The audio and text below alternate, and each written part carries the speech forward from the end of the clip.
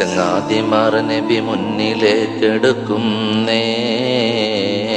ഉടൻ തന്നെ നബി അവരോട് ചോദിക്കുന്നേ, കണ്ണേറ് തട്ടിയതാണ് സംശയമാരാ? ഉടൻ തന്നെ അവർ പറയുന്ന മീറ് പേരാ.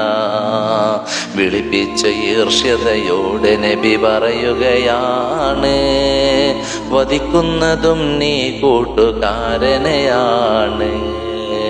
നിങ്ങൾക്ക് കൗതുകമൊന്നിലുണ്ടായെങ്കിലേ ബറക്കത്തിനായി പ്രാർത്ഥിക്കണം വേഗത്തിലേ.